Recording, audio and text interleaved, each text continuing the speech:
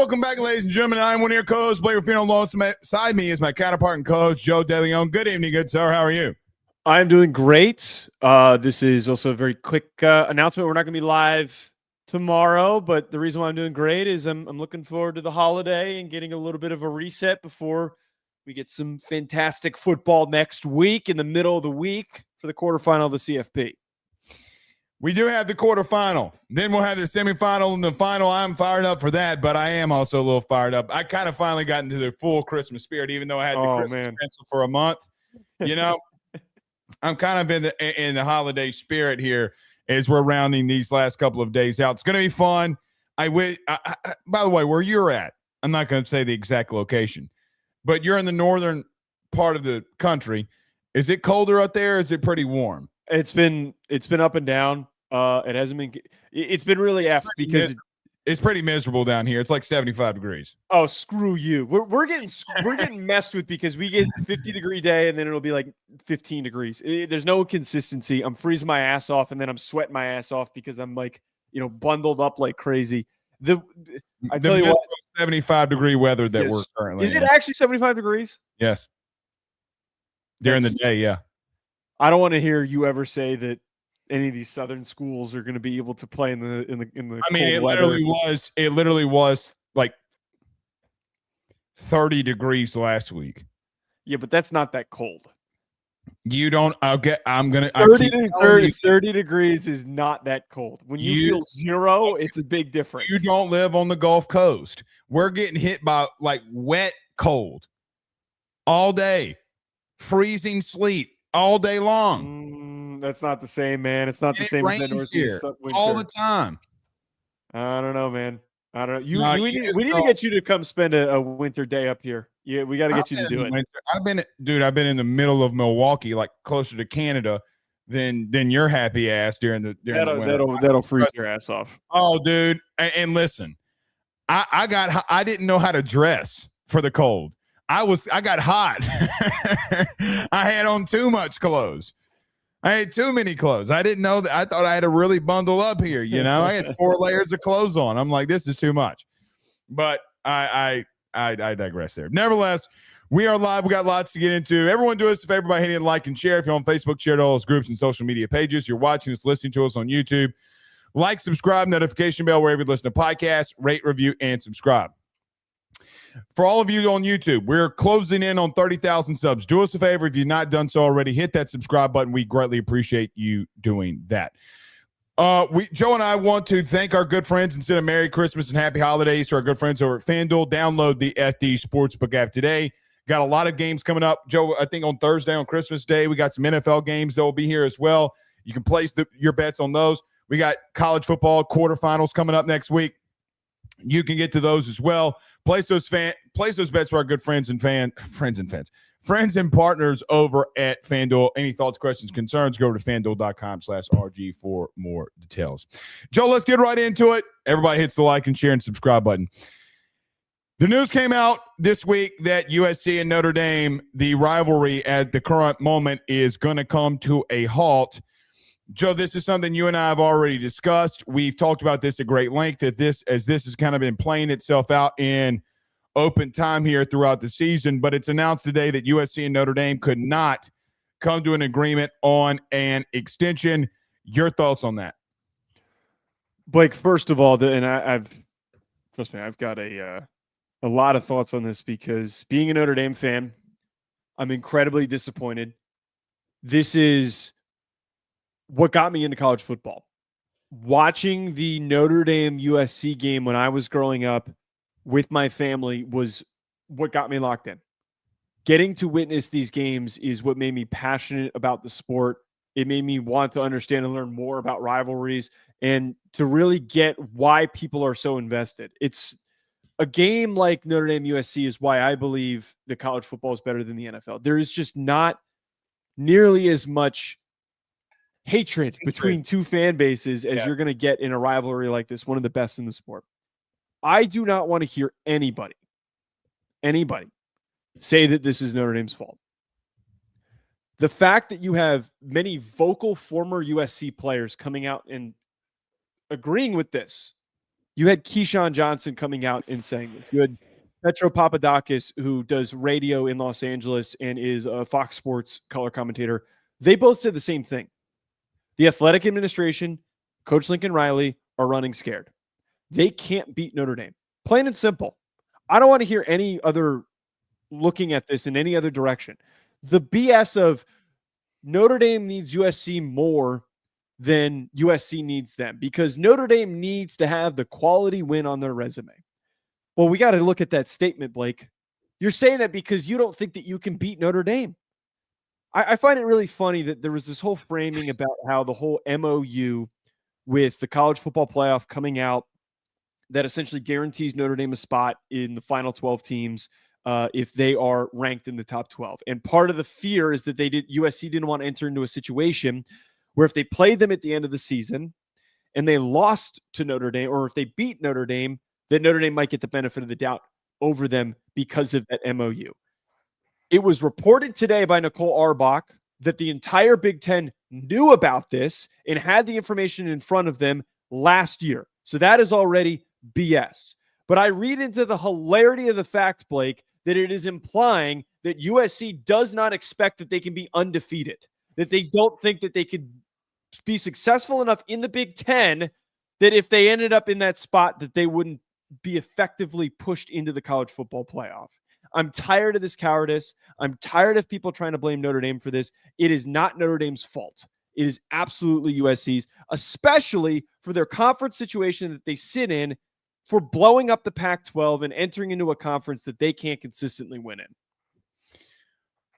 I think multiple things can be true. Does it, on the surface, regardless of what the real sourcing is, does it look like that USC is running away from this? Yes. Joe, they tried to cancel a P4 game in the beginning of the year a couple of seasons ago against LSU. Regardless if they won or not, they actively were trying to cancel it. I do think two things can be true, but they're running scared. But that doesn't bother them, meaning they don't have to play Notre Dame because they are in the Big Ten. They're going to face off at minimum against 9 P4 opponents. Playing Notre Dame, not playing Notre Dame, rivalry, no rivalry. At the end of the day, it doesn't really matter outside of just having a rival. With that being said, you and I are purists to the fullest degree. Notre Dame and USC should play every year. It is one of the biggest rivalries in the entire sport. However, you and I talked about 2.5 weeks ago that teams will start doing this to USC. They will, meaning with the MOU and backing out of current situations. I think this is just a preface. I'm speculating. I could be wrong. I think that this might be just a preface until that MOU is changed. I think that ultimately, I don't know if it happens in 5 years, 10 years. I don't know when. Teams will try to force Notre Dame into a conference. They're going to try to. Whether they like it or not, TV revenue or not, they're going to try. Because, Joe, I look at a situation here. They're already complaining about the equality equation in reference to the G5. Now, stay with me on that. People don't want G5 teams and that many G5 teams in there, and they're already trying to push back there. What's going to happen with Notre Dame when they have a schedule like they have next year, and you have a 9-3, 10-2 SEC team or Big Ten team that's sitting on the outside saying, brother, do what now? Do what? They faced how many ranked opponents? They faced what strength of schedule? It's regardless of what Notre Dame fans want to believe. That is going to happen. And let me tell you what else is coming. They're, as much as we talked about this 2.5 weeks ago, they're going to use USC. Well, if USC, who's a big rival of them, is going to play them, why should we? Now, I don't think that's going to happen to all of Notre Dame. I still think that these premier programs, some of them who don't really give a shit who they play, they'll go play anybody in a sandbox. They don't give a shit. They will. My question for Notre Dame moving forward is, are you going to have to take a deeper look into getting into a conference or staying put where you are? I think you got to kind of let this play out a little and see how this works. I will mention to Nicole Auerbach's report The MOU literally just got broken. It What do you mean? literally, the MOU was signed in 2024. I don't know why people don't understand this. The memorandum of understanding did not start in 2026. The memorandum of understanding started in 2024 when you signed it. So, But no. But no. They signed it in 2024, but it doesn't go into effect until 2026. no, It does not go into effect until 2026. the memorandum of understanding goes in 2025 this year that they could get any seating that they wanted, and then next year the top 12. But they already broke the overall memorandum of understanding, not saying Notre Dame, in all reference.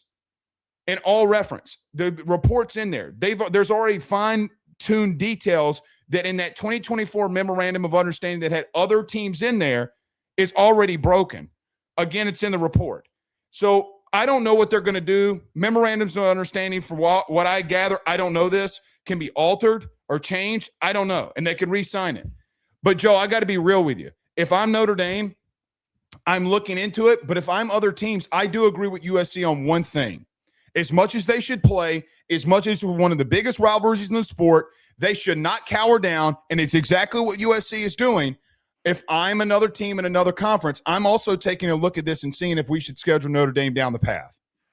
Because sorry. Go ahead. No, go ahead.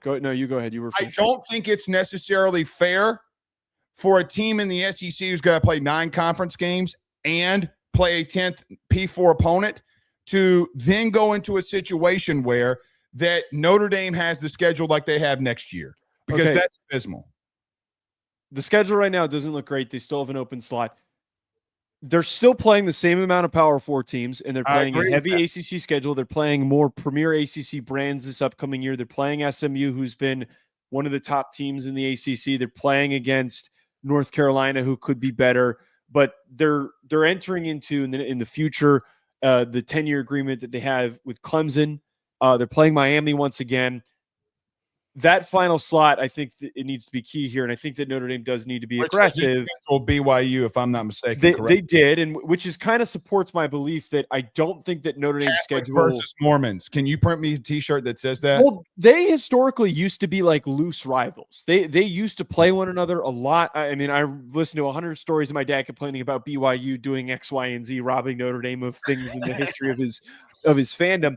But I'm glad that this one was scheduled because BYU is a good football program. They're a football program that's spending money and they're being aggressive, and they could be better next year when they had a true freshman quarterback that was pretty solid this past season.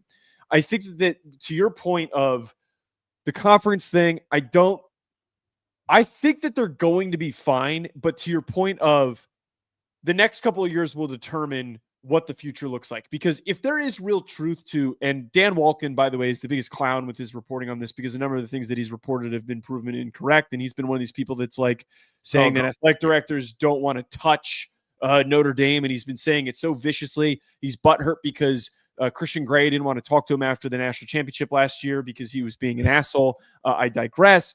But we're going to find out if there's truth to that. Because if they end up coming into the circumstance where if somebody drops a game in the future or if they can't fill this slot with a competitive opponent and it has to be like a MAC team, then we can start trending towards the direction of maybe they do need to make a decision and join a conference. But in the meantime, if they end up filling this with a mid-tier SEC program, a mid-tier Big Ten program, a mid-tier or higher level Big 12 program, Texas Tech's talking a lot of smack right now, I'd pick up the phone and I'd call Joey McGuire, who wants to be able to prove how good he is.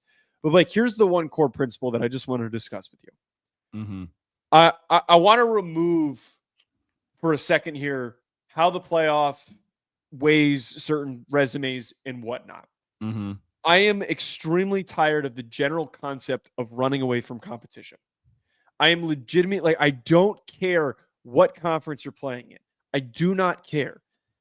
Teams should want to play other premier brands across the country. That was what the sport was built off of. The sport was built off of scheduling. If you're in the SEC, scheduling a Pac-12 team, scheduling a Big 10 team, a Big 12 team to prove how good you were. Blake, how many ranked teams do you know off the top of your head that LSU beat in 2019 when they won a national championship? 8. See, you know that off the top of your head because that season was memorable. And that path that they went on in those amazing games that they had, not only built up a legacy for that 2019 team, but also it battle tested them for a national championship.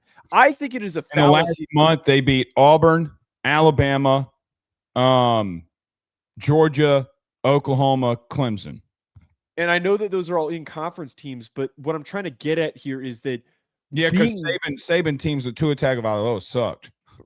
But I know. Well, I'm not saying that. That's not what I'm saying. I'm merely saying that it's a fallacy that teams and programs and fan bases are telling themselves, oh, Texas shouldn't want to play Ohio State at the beginning of the year because it's going to hurt our chance to get in the CFP. How about you want to go and prove yourself? How about you want to go play and win a damn game and prove you're the best team in the country? Can I tell you why? Because why wouldn't I try to weaken Notre Dame?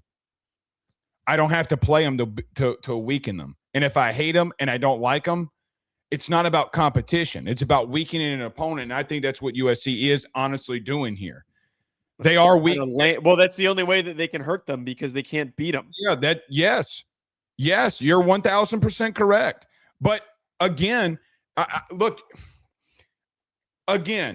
if everything was equal and Notre Dame had a really good schedule and we weren't in the playoff, you said remove it.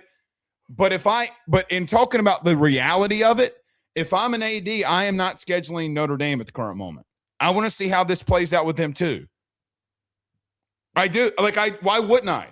I mean, I think it's just general. You're right from a political standpoint of trying to manipulate a system and trying to negatively impact Notre Dame. Sure. But at the same time, I think it's cowardly. Hold on. Who's the number one seed? Who's the number one seed in the playoff? It's Indiana, but seeding doesn't matter. Okay. What seed you hold doesn't matter. No, take the seeding out of it. They had the weakest strength of schedule going into the playoffs from P4 opponents last year. They canceled all of their games in the beginning of the year, which it doesn't matter because they are where they are. So that part does not matter. They did it for a competitive advantage.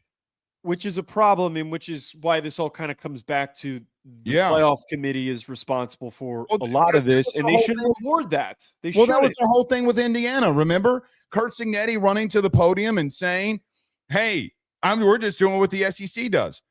Buddy, name an SEC. I've never agreed with him saying that. Well, again, you can't because 11 of the top 11 teams out of 16 had the top 15 strengths of schedule. You can't do that. That's not – but at the same time, what gives me a competitive advantage?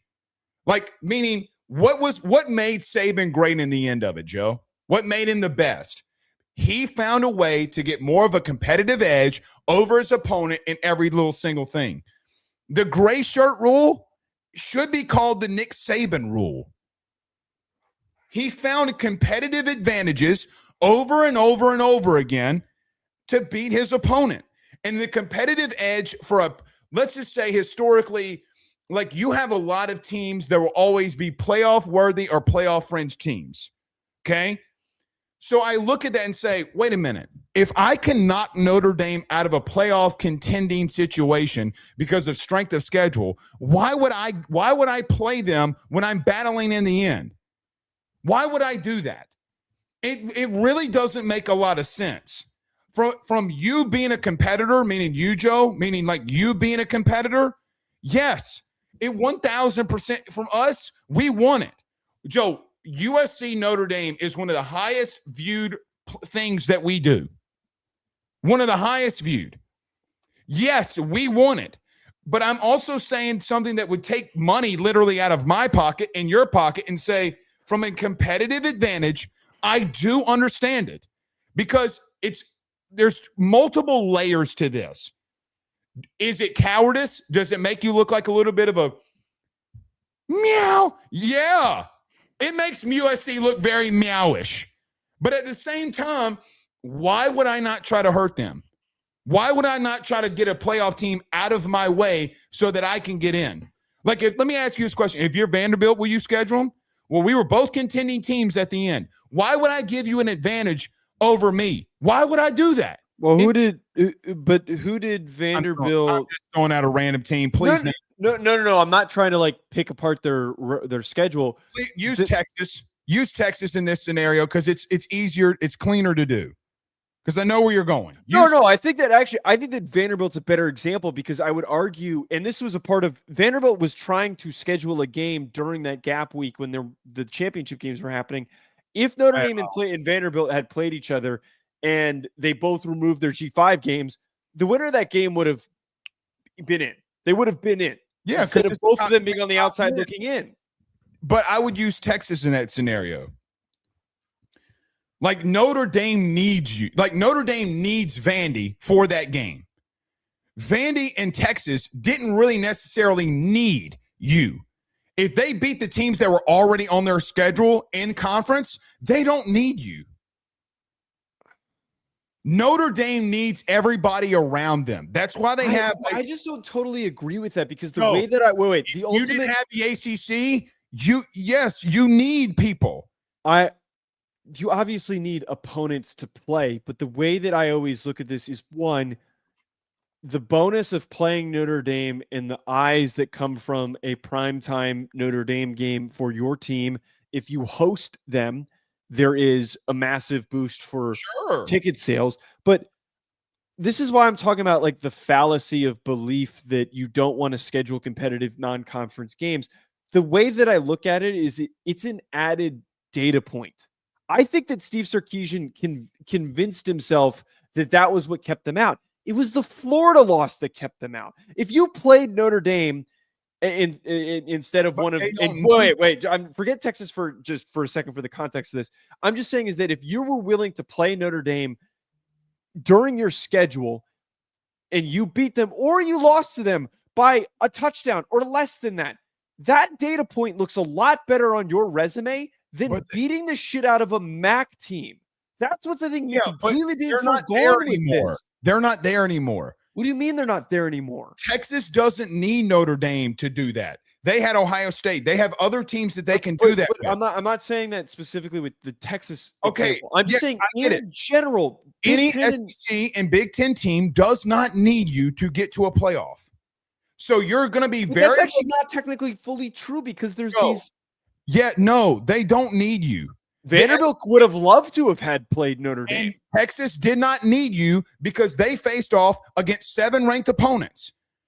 What did Alabama do? What did Indiana do? What did Ohio State do? Alabama scheduled Florida State because they were willing to play a competitive brand outside of the conference. Florida State's in a conference, and they'll go through their own conference. Notre Dame is a different brand and situation all on their own.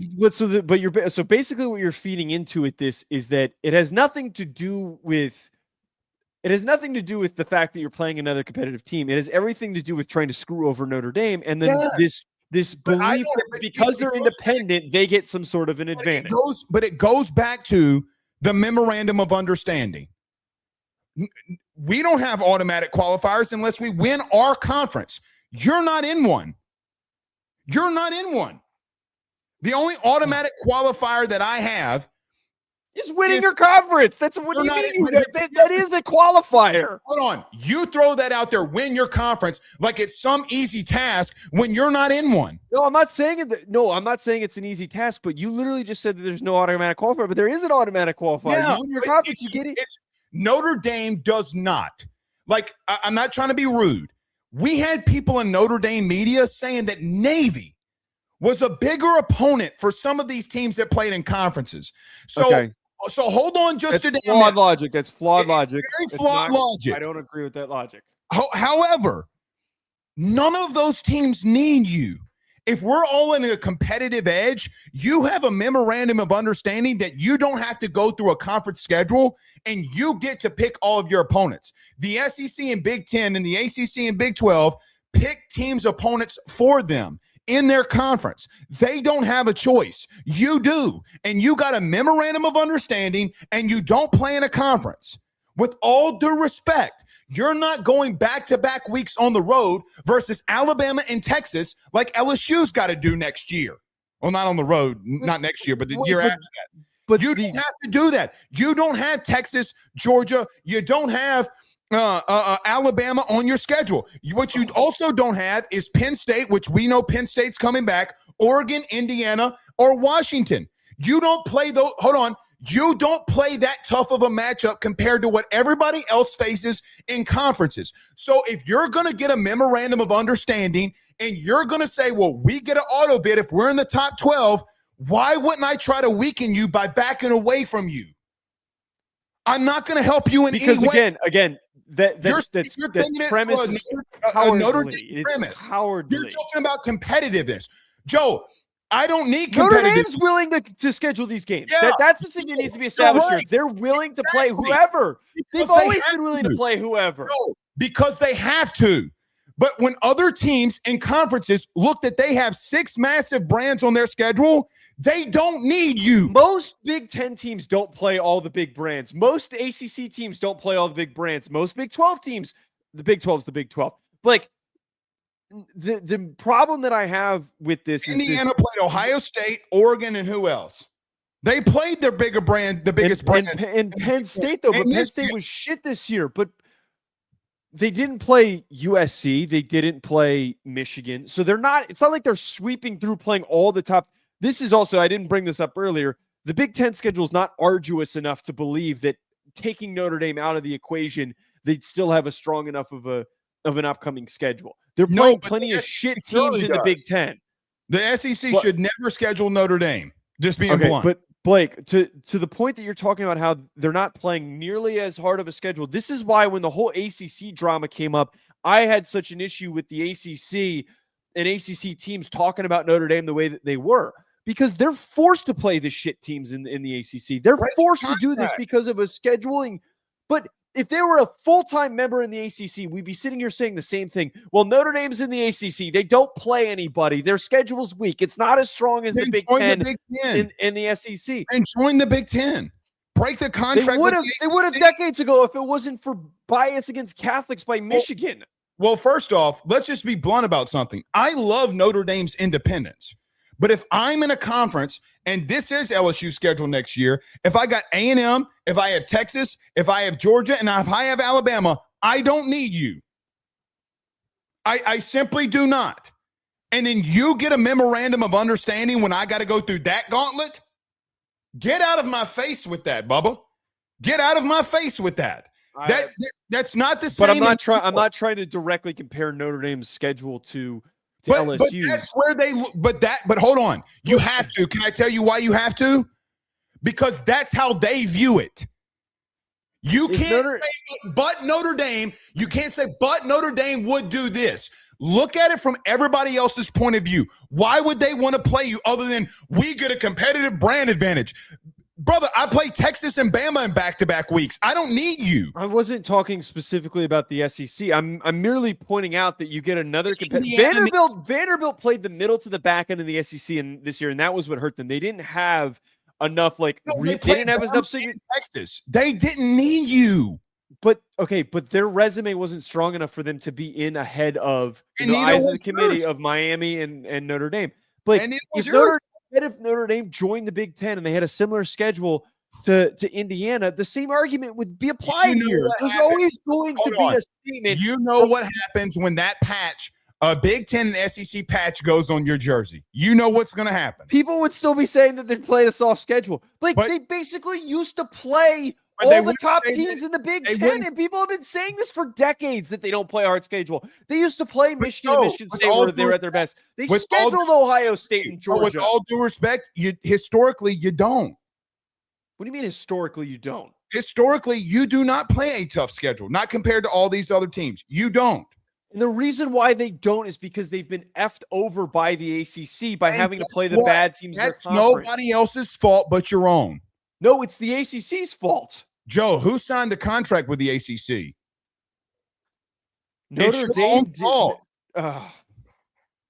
You did not have to sign it with them.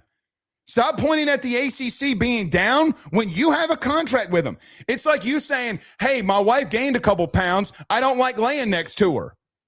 But no, okay, but no.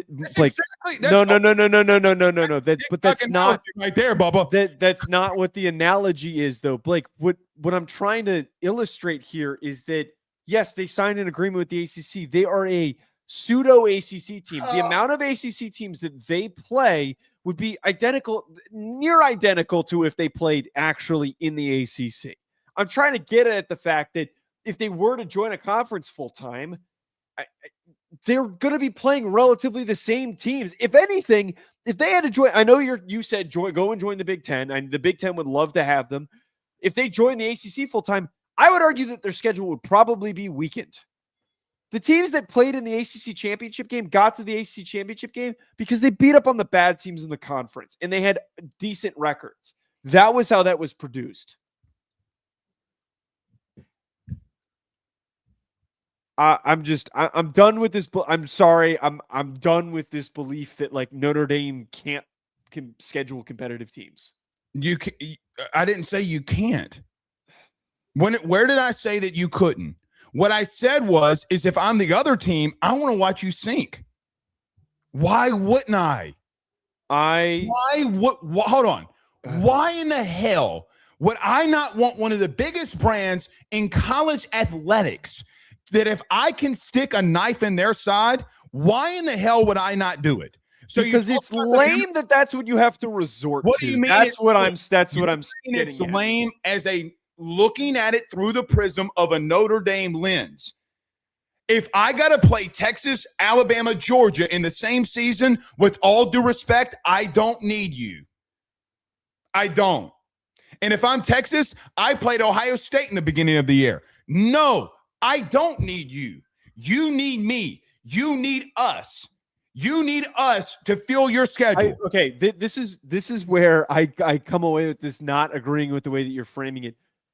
Notre Dame doesn't desperately need every team to comply with this. No, you do desperately need them because they fill up your schedule. They have to be the ones to commit.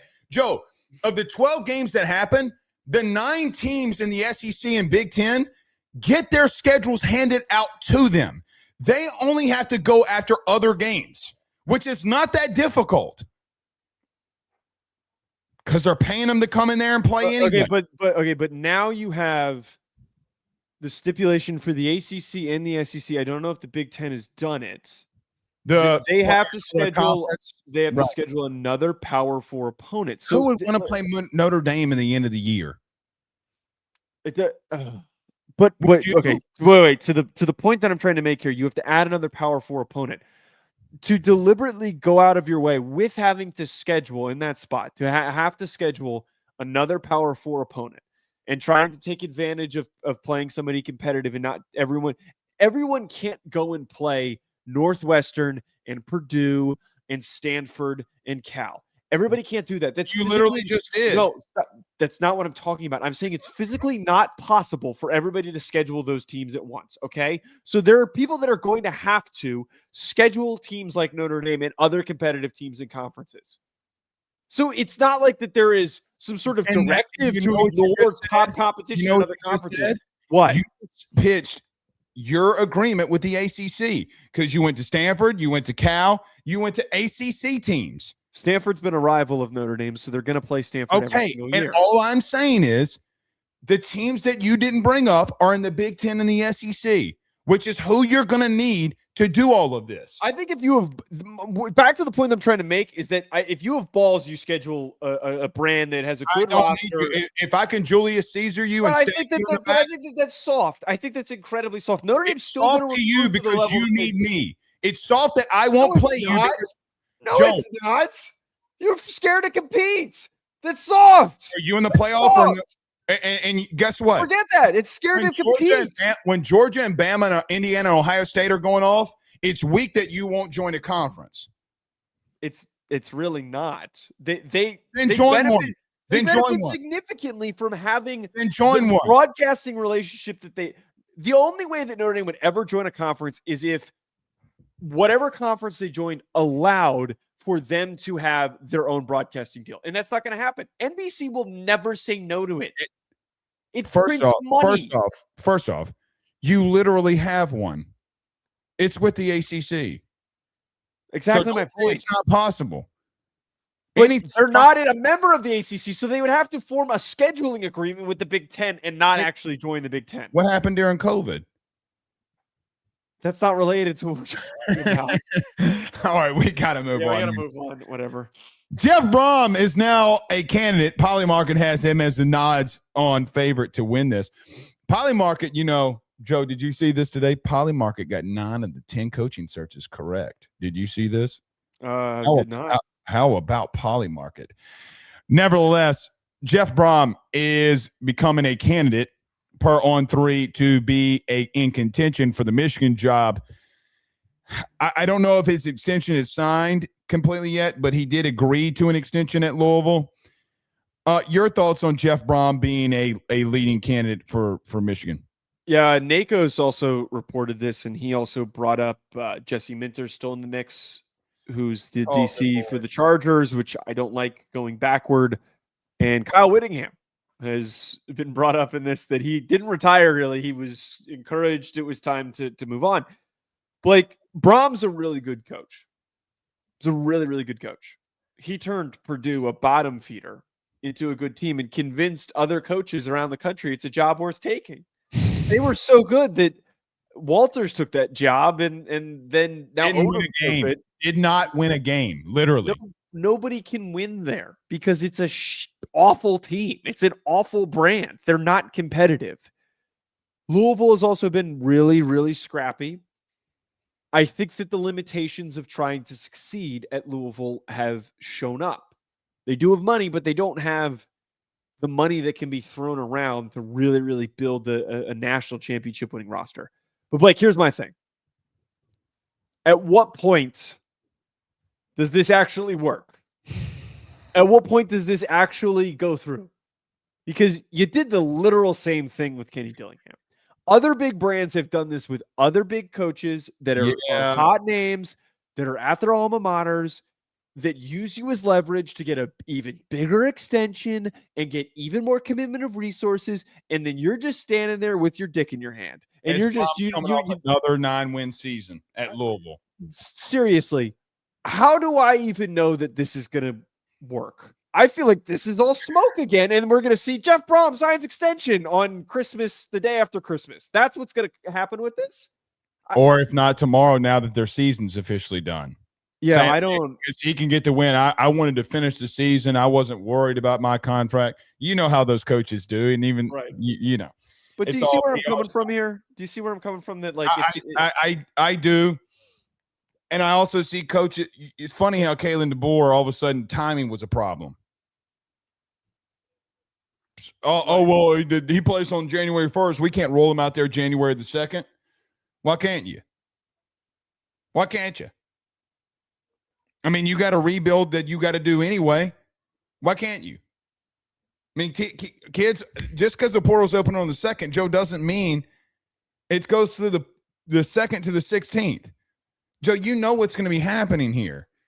Yeah. Kids are committing on January the 20th, January the 22nd. I mean, because it's when the dates happen. You don't have to commit at that current moment. I just don't see Jeff Brom going to Michigan. Do I think he should entertain it? Yes, I do think he should entertain it. Joe, they won again today. It wasn't pretty against Toledo. At least I stopped watching the end of the quarter. But regardless of that, Joe, how many times is Jeff Brom going to win 9 to 10 games? He's got a cush job. Like if you wanted to, you talked about being a competitor earlier. If you want to be a competitor, yeah, go take Michigan. You're never going to get fired at Louisville. Keep doing what you're doing. Joe, if he wins 9 and 10 games every single year at Louisville, not going to happen. He's never. It's the Mark Stoops thing all over again. It's never going to happen. The bottom line is that, yes, sure, there could be smoke. I think the Jesse Minter thing, I think that would be foolish, not because he's a bad coach, but because you got to rip this entire Band-Aid off. You have to. You got to move on. You must move on. This whole Michigan man thing, I get what you're saying of the Michigan man. I get it.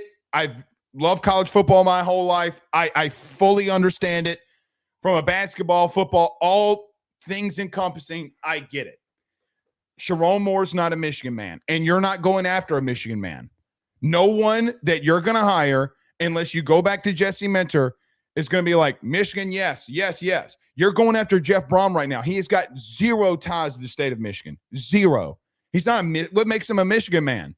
Because he's tough-nosed? There's a lot of tough-nosed sons of bitches. Go to those steel mills that you have in Michigan. You can find a tough-nosed son of a gun that can coach football. I mean, people are people. But the bottom line is, for me, I don't think Jeff Brom's going. I'm going to need to really see that. I will walk back everything that I've said. I can't see it. No. There's no way that I see it. Is he going to be wearing khakis on the sidelines like he's Harbaugh? I just can't envision it. I can't see it with my eyes. Why would he do that?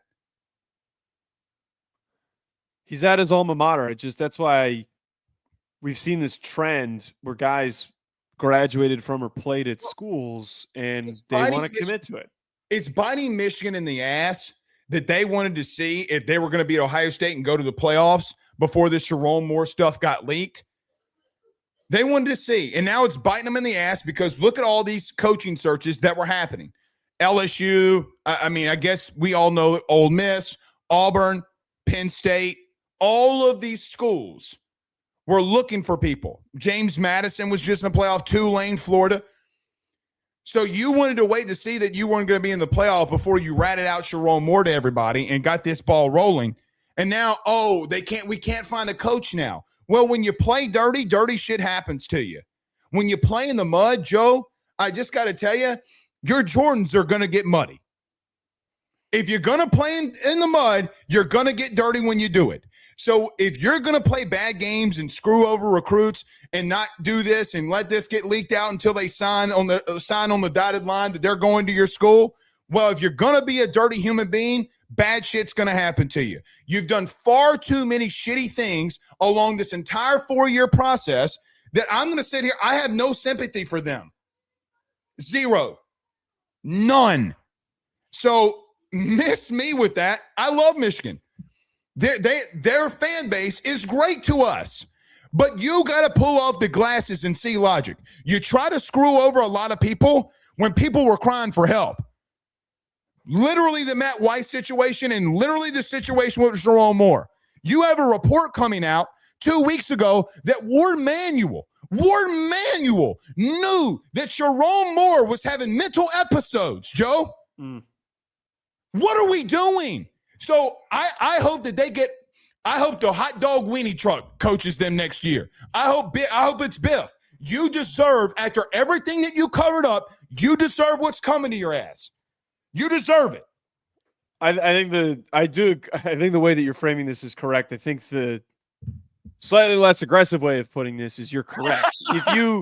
if you it's a very aggressive way of putting it, but you're right. You just yelled for 2 minutes, but I'm going to tell aside from the cover up angle of it, if you freaking knew you needed to have moved on, that's where this becomes a problem. But you're correct. You waited too long. If you thought that something was up, you should have acted quicker. And it's clear that they didn't for whatever reason. They didn't want to disrupt the playoff run. Were they going to keep him if they got to a playoff and they beat Ohio State? That's my whole thing. That's my whole – Joe, the clip that did 200,000 video or views or whatever on TikTok. Yeah. National television. We got clipped. Did you see? He tagged you in it. Did you see it? I don't know this guy. He clipped it, okay, and put it on Twitter. He put the video right underneath our clip video on Twitter. Yeah. Yeah. Joe, hello. I mean, they knew about this. Yes, I told you, I heard about this from someone. I was in a group chat. I saw someone bring this up in October. I know. And an investigation on something this serious doesn't take that long. Unless I'm wrong. Like, Joe, does it take 2 months? Joe, they were on the sidelines in an argument with one another. I'm going to see if I can find when I got this text message. They were on the – how did you not know? Stop. They knew. Put a private investigator on his ass. This is going to – I'm just – No, I'm not going to be able to find it. Okay. I thought I was going to be able to. Bottom line is I have no sympathy for them. I kind of hope that this blows up in their face. It's going to. It's going to. You can't cheat people and think that you're going to come out smelling like roses. It's just not going to happen. No. All right, let's move to Hartline really quickly before we get to Bobby P. Joe, it was announced that Brian Hartline, who is taking the job at South Florida, is not going to be the play caller for the remainder of the playoffs. That Ryan Day says that he's going to be taking over play calling duties, but Brian Hartline will be there. Your thoughts on this whole situation of Ryan Day taking over play calling? By the way, I found it was November 17th, so I was more behind on than I thought I was. Blake, this whole situation is quietly quite messy. Quite messy. I agree. Brian Hartline's trying to get Ohio State commits to come on over to USF. If I recall correctly, he had interest in Jeremiah Smith's brother and was trying to get him to come to USF. That's already off to a bad start. There's a bit of a weird history when I was looking into this on Ryan Day's success as a play caller. Mm-hmm. He took over play calling when they played Missouri in the Cotton Bowl not that long ago. Understandably, that was not exactly the same standard. They lost 14-3. They couldn't move the ball. Lincoln Kynholtz had to play. A lot of those circumstances, those variables impacted it. 2018, he was the play caller. And they had one of the best passing offenses in program history. Dwayne Haskins had 4,800 yards, 50 touchdowns. There is a positive result. But I do wonder the quick turnaround of transitioning from not doing it to doing it. What does that look like? Here's my one takeaway with this. And the more I was thinking about it and I was doing prep, I was really puzzled by this. Maybe I'm dumb and I'm missing something here. Maybe there's some sort of rule I don't know about. Why would you announce this? Why would you announce that you're taking away play calling from one coach and that you're going to be taking it over? You're losing a competitive advantage. I'm genuinely perplexed by the fact that they openly admitted, oh yeah, by the way, Ryan, I'm going to take over play calling. Brian Hartline's not going to do anything. Admit that after the game. Miami didn't need to know that. Why? I don't know. That was my only bit with this. Is Day's a good, smart coach, and he's good at running offenses and stuff. But this feels like a bit of a misstep here. It also doesn't give Ryan Day an excuse, or then it does. However, he kind of views this situation, I guess. Listen, you can't let somebody. We saw the greatest head coach of all time fire a guy a week before a national title, because he felt like Lane, meaning Nick Saban, could not do the duality of roles. Steve Sarkisian comes in, they lose. I still feel like they were going to lose anyway. That's neither here nor there. And I think Nick did it to kind of have himself an excuse. That's how I feel that he thinks. Regardless of that, this is not unprecedented. You can't risk it. So I was thinking about this a lot today. It was actually the biggest thing that I thought about all day. And I kept saying to myself, if I'm Ryan Day, what am I doing? I still feel like that I have a national championship level roster. How could you not? Patricia can take over the offense. I'm sure Ryan Day, for what it's worth, believes that he's a better overall play caller than Brian Hartline anyway. Because the truth of the matter is, he probably is. I don't know if this isn't an advantage for them. I come out of this Hartline thing and say to myself, Joe, what have we seen from Brian Hartline against top-tier opponents? In the 2 years he's been an offensive coordinator, you're in the last play versus Notre Dame, and you win. You get lucky. You get trounced in your other big games throughout the year. He comes back this year. You score 17 points against Texas, and you got 10 points against Indiana, the two toughest opponents that you played. You scored 27 points in 2 games. That's not good enough.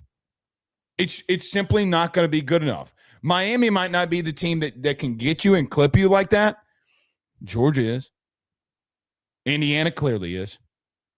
I think Oregon is. Who knows with Texas Tech? They can clip you. And I go back to the first time that I ever remember seeing this. Gene Chizik at Auburn, post Cam Newton, took over in a bowl game for a defense, as Google tells me through AI, that was ranked the 110th defense in the country that season, going into their bowl game. Joe, it was their lowest total yards given up in 2 seasons. They had more sacks in the bowl game than they had all season combined. They got to a point where they allowed less rushing yards in that game than they had per average the entire season in the last decade. I think we forget sometimes that these coaches that came up as coordinators, they're still running your stuff. But you know what I would do? I'm making one phone call right now. I'm calling Chip Kelly and say, I'm going to hire you as an analyst for the playoffs. I'm going to put you in the box and be my eyes. And they should do that. Because it's the same terminology. It's the same offense. Why wouldn't I? Come get $3 million. You know everything. You know everybody. You know the signals. You know the calls. We'll catch you up on the other shit that we change. Call him. Why not? Be eyes in the box. You know who did it? The greatest head coach of all time. This is not unprecedented. So as I think about all of this and encompassing all of that, I would just say this. I think they just got better. I agree too. I think Ryan Day's a better play caller. I think Brian Hartline's going to be better as a head coach than what he is as a play caller because he's a great motivator and he's a great recruiter and he's a great developer. Guess what? He's not a great play caller. He's not. This is what I think gets forgotten is that the season was pretty. It was fun. You know, they didn't. We talked about this. It was in a very difficult schedule, so there weren't a lot of challenging opportunities, and their offense did well enough that nobody blinked.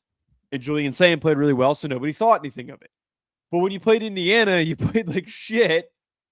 And part of it was because he just taken the USF job. You already saw that he was distracted. You have the toughest game of the year, and your guy's mind is elsewhere. You just can't give him the keys. No. Again, you can't. This is the right decision. I haven't seen anyone push back on this. We didn't bring it up in the preview until somebody brought up on a super chat yesterday. I'm glad that we took the time to talk about it today. There's a real chance here that we see some like explosiveness. Like we see a different version of this offense and they start attacking more. And we keep talking about Elks keep sending us super chats about running multi-tight end personnel, groupings in short yardage situations and in the red zone. That's not their identity. You've got speed everywhere. You've got great receivers. You've got Max Clare is not an inline tight end. He is great in space. Throw the damn ball to the kid in space. Let him go up and win a contested situation. Brian Hartline is running what I feel like that I see in the NFL, not in college. It's almost like he's auditioning for the end. I didn't like the game plan against Indiana. It bothered me. It felt like it was a total misuse. I agree. I think this is a plus for Ohio State. Before we get out of here in a couple of super chats, any thoughts on Bobby Petrino being announced as North Carolina's offensive coordinator, and why do I love this so freaking much? Okay, so I gotta say that a lot of people were clowning this justifiably because of the irony of it. Well, there's two parts: the irony of the whole situation that he had at Arkansas with the assistant on the motorcycle when they crashed, and he was off doing things he shouldn't have been, and then the other. It's marrying or dating a 24-year-old. Right. That he's connected to Bill Belichick. The other thing, too, is that he's also the Grim Reaper. If you hire him as your OC, you typically end up getting fired. He did it with Jimbo. It happened with Sam Pittman. The results have not exactly been wasn't on him, and neither was Sam Pittman. I know. That's what people keep bringing up, though. Yeah, but no.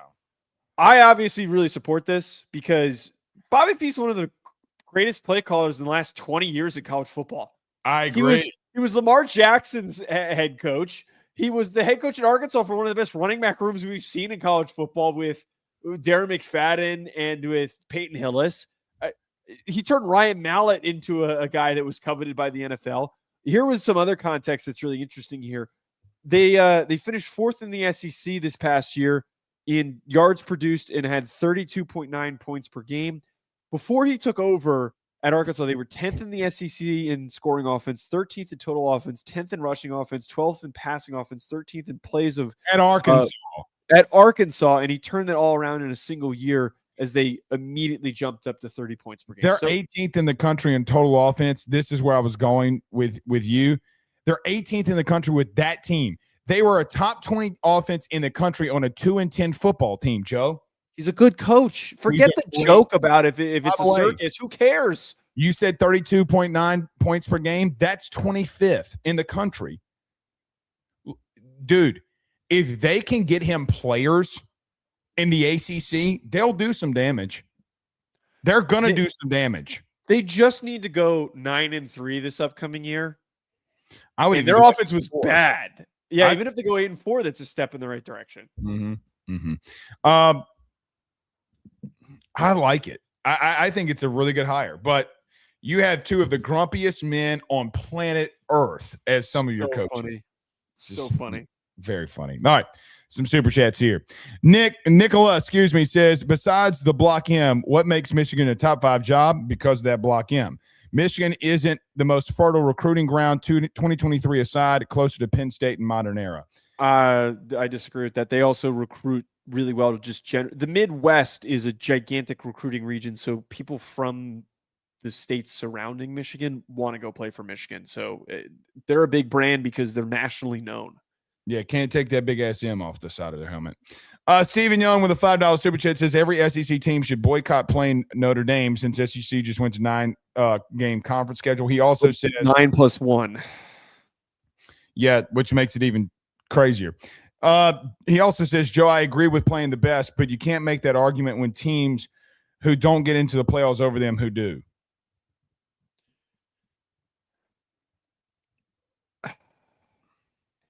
The reason why those teams in the situations got bumped for Notre Dame is because they lost games that they weren't supposed to. So did you.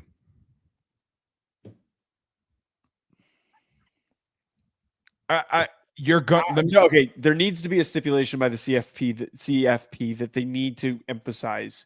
I don't know how you do it. I have no idea. Teams need to play harder schedules. Well, the SEC doesn't. Obviously not the SEC, but I don't want to go down this rabbit hole again. My whole point is that there should be incentivization. There should be an incentive for wanting to play big brands. There should be. I personally agree, but I also would want to stab him in the neck if I had a chance. Fravel with a $5 super chat says BYU is a better team, plus media team is hilarious for roasting USC for being scared. Former USC players are calling their own team administration soft. He also threw in here the Keyshawn Johnson says just go play USC Davis and Fresno. Also, the college football world spinning this on Notre Dame is hilarious. Sounds like teams scared to lose to us. They're not spinning it on you in reference to. They're just saying that they're trying to stab you. Why wouldn't they? I mean, you stabbed all of them by trying to get a memorandum of understanding that if you're in the top 12, no stabbing. It was open information. That's the thing that's been like really annoying about this is that it's been you made a move. Hold on, you made a move to get a memorandum of understanding. Now I'm making a move to try to block you out of that memorandum of understanding. Why wouldn't I? Why wouldn't I? You made a move. You had a play. You played your hand, and I came behind you and played another. What happened to wanting to prove that you could beat good teams? Like, whatever happened to that? Whatever happened to that? Okay, well, how about this? Get in the top 12 with a tougher strength of schedule. Do it what everybody else does. I want them to schedule somebody big with this open slot. I really do, because then I think that is going to shut up a lot of, not you. I'm just saying would quiet a lot of the criticism. I don't care. What I'm saying is I'm coming from their point of view, and I don't know if I completely disagree with it. Jay Love said it best. They're scared to play us. They don't want to play Notre Dame because we're Notre Dame. Nah, you're leaving us out of your schedule. It's not a good look. Why not play us? Why not join a conference? You're not going to win that battle. You don't have. There's no advantage unless NBC says we won't give you any money. Then they don't have any reason to join a conference. The team that says that they should not join a conference is literally the team that's not in one. So you don't know the day in and day outs. That's like telling me how to run my house when you don't live here. You visit it, but you're not. But hold on. But everybody's telling Notre Dame how to run their house. That's the same shit. No, we're not. Are they telling you to join a conference? No, they're literally going and playing you. Everybody is telling Notre Dame to win a conference. Our admins? Because if they were, they wouldn't be playing you. I don't understand what that point means, but meaning, why would I play you? If I want you to join a conference, why am I going to play you? Why would I want to get? It makes no sense. Having the balls to want to play another big good team. If you have to skip, never mind. Just I know you got to get going. Stop it. You're trying to defend a flawed logic. There's nothing flawed about my logic. There's two Joe, sides to the argument. Take it like a good girl. Blake is right. Some of y'all need to be. I almost made a Brian Kelly comment. Alex says, "What about go bombs over?" Go bombs over Alamo. Jeremiah plus 1. Oh, because it's at the Cotton Bowl. I think that they should attack and they 1,000% deep shots. Yeah, 1,000%. Matt Parks sends a $5 super chat. Says, just to clarify what I was saying last week, if Tech wins, Blake should paint his face red and black with the words Tech Homer on his cheek. God bless. No, I'll wear a Texas Tech shirt. I'll do that. Yeah, that's a little ridiculous. We're not going to do that. But I'll wear a Texas Tech shirt. Send me one. Jason with a $20 super chat says, if Notre Dame is forced into a conference, Notre Dame should force the NCAA to acknowledge that Notre Dame was forced into being independent due to anti-Catholic bigotry and was unable to flourish as an independent when the rest of the college football world shouldn't. This was a lot of the history that is forgotten about this, and it was Michigan blocked Notre Dame from getting into the Big Ten way back, and this was a lot of this is part of the identity. When was that? I'm asking. I don't know. I believe it was quite long ago. It was like 50s, 60s. Like it was not. It might have been longer than that. It was very early on in conference movement and whatnot. But part of the reason why Notre Dame feels pride in being independent is because they were told that nobody wanted them. It's part of it. I mean, their identity. It's the only school that has that identity. And we also are letting AP voters dictate who the national champion was. I mean, Billy Cannon won a national Heisman, and LSU in 1958. LSU beat Ole Miss on Halloween night, 7-3. That was our national title. Insane. Rick with a $20 super chat says no team in a conference should play an independent. The MOU will end up in court. Crazy unfair. Joe, I agree. I do think the memorandum of understanding for Notre Dame is unfair. I really don't think it's really that unfair. I think that this year's example that happened was a rare instance. If Notre Dame is in the top 12, there's going to be strong justification for them getting into the college football playoff. I'm never going to say it has more to do with keeping the G5 team out. It has nothing to do with keeping other teams out. No, that's what's forgotten with this. It's the same logic. I'm not gonna roll over a Notre Dame over a Big Ten or SEC team that has a stronger strength of schedule than you do. But but forget that for 1 second. The MO for the most important part about this is that this specific year, the MOU would have kept the JMU out. We wouldn't have had to watch the bullshit that we watched on Saturday. Plain and simple. That's the advantage to it. That's why it's not just a one-sided thing. It's not going against the power conferences. It's going against the G5. That's its whole other entity. I get what you're saying on that. I think the 12 best teams should get in anyway, but the MOU is still dumb. It's still dumb. It is still very dumb. Okay. I'm out of counterpoints. Merry Christmas. Peace.